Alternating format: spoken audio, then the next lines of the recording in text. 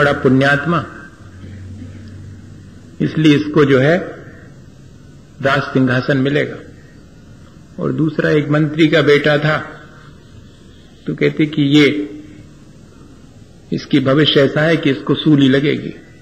अब बताओ, दोनों ने सुना, राजा के बेटे को आ गया अहंकार कि देखा मेरा पुण्य, और अब तो मैं राजा बनी जाऊंगा। और जनाब ने अपने सत्ता और संपत्ति का दुरुपयोग शुरू कर दिया। ऐशो आराम, जो कुछ भी हो सकती थी, बुरी आदतें, वे सब शुरू कर दी। अब तो राजा बनने गए, भविष्यवाणी हो गई राजा बनूंगा। और दूसरे मंत्री के पुत्र ने कहा कि सूली लगेगी, इसका मतलब ये है कि मैं कुछ ना कुछ गलत करूंगा, इसलिए अब मुझे गलत तो कुछ करनी नहीं, सावधानी बरतनी है। और वो फूंक के कदम रखने लगा और दूसरे जनाब लड़खड़ा के चलने लगे। ठीक समझ गए आप, बहुत जल्दी समझ जाते हैं, इतना सब समझते हैं। और स्थिति क्या हुई, वो दिन आ गया। दोनों ने कहा कि अभी तक तो हमारे जीवन में न इसको गद्दी मिली और न इसको सूली लगी, चल के देखते हैं, आज आखिरी दिन है। पूछते हैं जोशी महाराज से कि क्या है आपके ऐसे झूठे प्रेडिक्शंस, भविष्यवाणियां ऐसी झूठी करते हैं आप। तो चले दोनों, और जो राजा का पुत्र था उसको ठोकर लगी और नीचे गिरा, तो देखा कि उस पत्थर को हटाने पर वहां पर ढेर सारी असरफियां मिल गईं। वो पॉकेट में रखी और आगे बढ़ गया। मंत्री का पुत्र भी पीछे पीछे जा रहा था, उसको बहुत जोर से एक कांटा लगा, निकाला तो खून निकलने लगा, पट्टी बांध ली, पहुंच गया वो भी जोशी के यहां पर। कहा कि आपकी सारी भविष्यवाणी झूठी निकली, न इनको गद्दी मिली और न मुझे सूली हुई। बोले सुनो, दोनों हुए हैं, रस्ते में बताओ क्या क्या हुआ इतने दिनों में। बोले कुछ नहीं, और दिनों में तो कुछ नहीं हुआ, आज ही आ रहे थे तो हमको 2-4-10 असरपियां मिली और इनको कांटा लग गया, हो गया काम।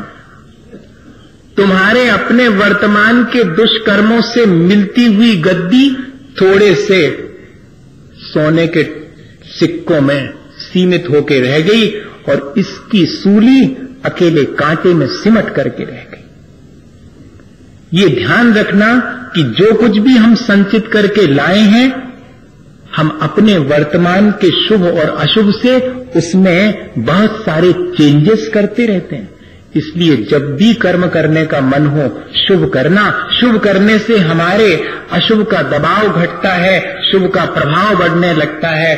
और अगर हम संचित करके तो शुभ लाए हैं, वर्तमान में अगर हम खोटे कर्म करेंगे तो अशुभ का प्रभाव घटेगा, शुभ का प्रभाव घटेगा और अशुभ का बढ़ने लगेगा। जीवन में ये देखने में आता। अब हमारी कुशलता क्या है, घात प्रतिघात से बचने की कुशलता इतनी ही है कि अगर कोई हमारे ऊपर घात करता है तो हम प्रतिघात ना करें या कि स्वाघात ना करें। हां, किसी ने मुझे गाली दी तो मैं उसे गाली देता हूं या मारता हूं, ये प्रतिघात है। और इतने ही नहीं, मैं गाली देके अपना मन खट्टा करता हूं, ये स्वाघात है। इसकी तरफ किसी का ध्यान नहीं आता।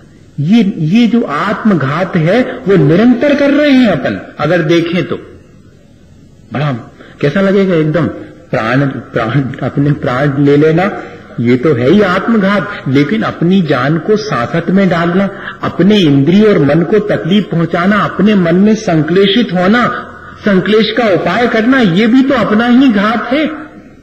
दूसरे के संक्लेश से अपने मन को संक्लेशित कर देना बहुत कठिन प्रक्रिया है, बहुत कठिन, अत्यंत। ये सबसे ज्यादा प्रतिक्रिया तो हम एक बार पॉजिटिव कर लेंगे, लेकिन कोई हमारे ऊपर घात करे और हम प्रतिघात न करें और बिल्कुल साइलेंट रह जाएं, भीतर कुछ भी ना हो, ऐसा बहुत मुश्किल। किसी ने गाली दी और हम प्रसन्न, अरे भारी ऊंची विद्या है ये, जिसको आ जाए। बाकी विद्याएं तो सबको आती होंगी, ये वाली विद्या जिसको आ जाए वो जीत गया, वो संसार से पार हो गया। और इसका एक उदाहरण कन्हैयालाल प्रभाकर मिश्र ने लिखा। ऐसा जीवन में एक सामान्य गृहस्थ के भी संभव हो सकता है क्या? मैं तो ऐसी चीजें पढ़ता रहता हूं और मुझे लगता है कि हम लोग कितनी बातें जानते हैं, लेकिन एक सामान्य व्यक्ति इस घात प्रतिघात की प्रक्रिया से कैसे अपने को बचा लेता है। उन्होंने लिखा उनके अपने जीवन की घटना कि मेरे एक अच्छे बहुत मित्र और इतने पक्के मित्र कि कोई सोच भी नहीं सकता कि दोनों में कभी आपस में कोई तकरार हो सकती है, लेकिन ऐसा हुआ कि मित्र की जीवन साथी नहीं रही और मित्र की एक ही बेटी, उसके ब्याह की चर्चा थी। जिम्मेदारी मित्र के नाते मेरी भी थी, तो मैंने अपने रिश्तेदार के बेटे से और उस बेटी के ब्याह की चर्चा चलाई और मामला कुछ खटाई में पड़ गया और हम दोनों के बीच में तकरार हो गई। घटना इतनी होता है जिंदगी में, इस तरह से बहुत होता है। और उन्होंने लिखा कि 4 लोग और जो तैयार ही खड़े थे, अगर 2 लोगों की दोस्ती हो तो ये ध्यान रखना कि 4 लोगों की आंख लगी हुई है। महिमा मृगी कौन सुकृत की विषखण खल विदवाची। महिमा और मृगी दोनों सावधान रहें। जंगल में घूमती हुई हिरनी हमेशा ध्यान रखे कि शिकारी का बाण उसका पीछा कर रहा है, और जो सुकृत कर रहा है, जो पुण्यकारी कर रहा है, वो हमेशा ध्यान रखे कि 4 खल लोगों की आंख उसके ऊपर लगी है। ये ध्यान रखना, ये संसार है। तो बोले कि वो 4 लोग पता नहीं क्या इसी का इंतजार कर रहे थे कि इन दोनों में जरा तकरार तो हो, फिर इनकी लड़ाई का मजा ले। ये इनकी दोस्ती बड़ी छनती है। हाँ, ऐसे भी, ऐसा भी है। यही है संसार का घात प्रतिघात, इसमें हम सब शामिल हैं। और उन 4 लोगों ने बोले हमारे मित्र को ऐसा समझा बुझा दिया कि हमारे मित्र ने हमारे ऊपर काहे का कि हमारी जीवन साथी की धरोहर ये खा गए, ऐसा दीवानी मुकदमा लगा दिया। अब बोले मुझे थोड़ी तो पहले गुस्सा आई अपने मित्र पर कि इतनी वर्षों की मित्रता और एक क्षण के अंदर ये हो गया, और फिर उसके बाद हंसी आई कि अब मैंने कोई धरोहर खाई हो तो खाई, मैंने तो खाई ही नहीं, और ये व्यर्थ ही मेरे ऊपर एक देखेंगे, निपटेंगे, जो होगा देखेंगे। पर है तो मेरा मित्र। ये बात अभी भी मन से नहीं गई थी। सामने वाले के मन से चली गई हो तो चली गई, उसके मन से भी नहीं गई थी। वो तो बीच में कुछ ऐसी स्थिति बन गई। और कहते हैं कन्हैयालाल मिश्र ने कि मैं रास्ते से चला जाता था और उतने में वो मित्र जिनसे कि बहुत दिन से मिलना ही नहीं हो रहा था, आमना सामने नहीं हो रहा था, दूरी धीरे धीरे बढ़ती जा रही थी, वो सामने से आते दिखाई पड़े, सो मुझे देख लिया उनने, सो बच कर निकलने लगे। बोले मैं तो बच के जाने वाला था नहीं, मैं सामने पहुंच गया और कंधे पे हाथ रखा कि अरे मैं तो सोचा कि जब अपन ने दोस्ती निभाई है तो अब दुश्मनी भी जम के निभाएंगे। देखना शब्दों का, मैं तो सोच रहा था कि दोस्ती इतनी जम के निभाई है तो दुश्मनी भी जम के निभाएंगे। अभी तो तुमने मुकदमे की शुरुआत ही की है, अभी से क्यों बच करके भाग रहे हो? हम तो ये सोच रहे थे कि अच्छे जम के मुकदमा भी लड़ेंगे, और जिस मान लो तुम्हें जेल हो गई तो तुम्हारा और तुम्हारी बेटी का दोस्ती के नाते हम ध्यान रखेंगे, और अगर हमें जेल हो गई तो जब हम जेल से छूटे तो सबसे पहले दोस्ती के नाते तुम ही मिलो। अब देखो आप, ये विचारों की श्रेष्ठता देखो, ये घात प्रतिघात से बचने की प्रक्रिया देखें आप, बहुत सांसारिक प्रक्रिया।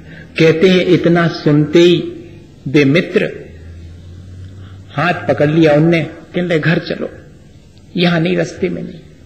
वो बोले हमें घर ले गए, और घर ले जा करके बिठा करके, और मेरे मना करते करते भी और मेरे पैरों पर सिर रख करके फूट फूट के रोए। और उस दिन का दिन है कि आज का दिन कि कहां का मुकदमा और कहां की दुश्मनी, फिर से ज्यों के त्यों दोनों जन बड़े प्रेम से अपना जीवन जीते हैं।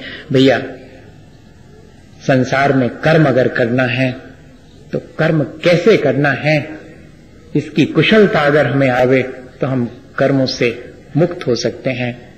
हम अशुभ कर्मों से बचें और जितना बन सके उतना शुभ कर्म परोपकारी कार्य करें।